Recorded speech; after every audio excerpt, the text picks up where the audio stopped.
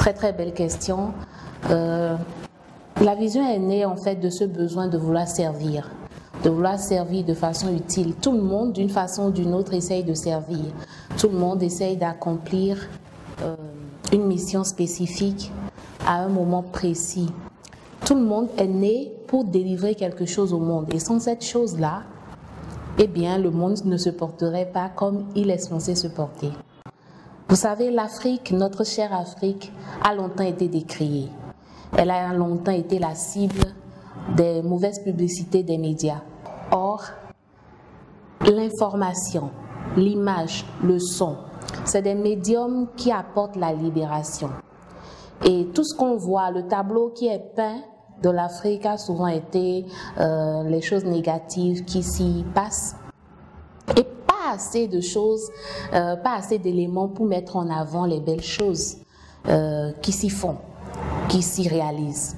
Et éduquer la population, éduquer la jeunesse, qui va leur permettre ou qui leur permettrait de réellement entrer dans la compréhension du fait que nous avons tout en nous, nous pouvons tout transformer, nous pouvons tout créer à nouveau, nous pouvons partir, nous pouvons nous départir de cette mauvaise estime de nous qui a été initiée par le colon, qu'on le veuille ou non, et retourner à notre origine, retourner à l'essence même de l'humanité, redécouvrir qui nous sommes censés être, comment est-ce que nous sommes censés vivre sur cette terre.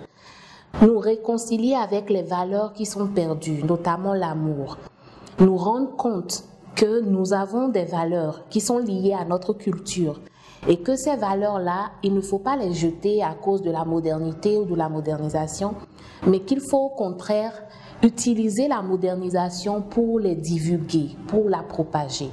Et donc par la lumière, par les images et le son, nous avons décidé de mettre en œuvre plusieurs talents, celui de l'écriture notamment, de l'imaginaire, celui de l'art, la comédie, l'humour, celui de l'ingéniosité, la création, la prise de son, pour pouvoir apporter cette pierre-là à l'édifice de l'Afrique que nous sommes en train de reconstruire à travers des films, des courts-métrages notamment, que nous diffusons chaque semaine pour attirer l'attention de notre chère jeunesse africaine et même au-delà sur l'importance de l'humanité qui est en nous et qui doit renaître et qui doit s'exprimer au travers de ce que nous faisons au quotidien, de notre interaction avec les uns, avec les autres et de notre collaboration entre nous-mêmes.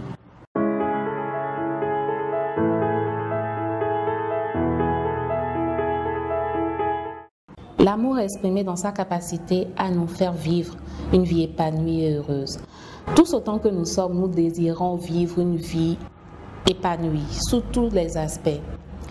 Maintenant, il y a rien qu'une petite chose qui permet de faire la différence entre les personnes qui vivent heureuses et épanouies et celles qui vivent une vie triste. C'est l'information et la bonne information. La bonne information vous permet de poser les actes qu'il faut pour atteindre vos objectifs. La mauvaise information vous détruit. Et cette bonne information, nous avons décidé de la passer.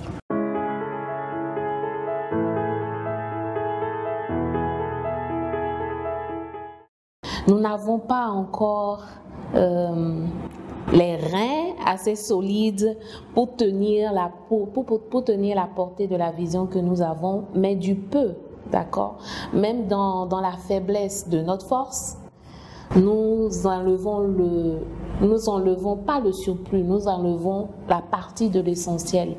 Tout simplement parce que nous avons à cœur d'impacter, nous avons à cœur le bien-être des autres.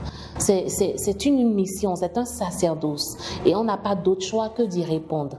C'est ce qui fait que dans le peu que nous avons, nous essayons quand même de faire quelque chose à partir de rien, de créer de la vie là où il n'y en a pas, de créer de l'espoir là où tout semble perdu, d'apporter la lumière là où tout semble noir et sombre, d'être cet instrument-là qui permet véritablement de toucher, d'opérer, de transformer. C'est une mission divine. On a d'autres choix que d'y répondre.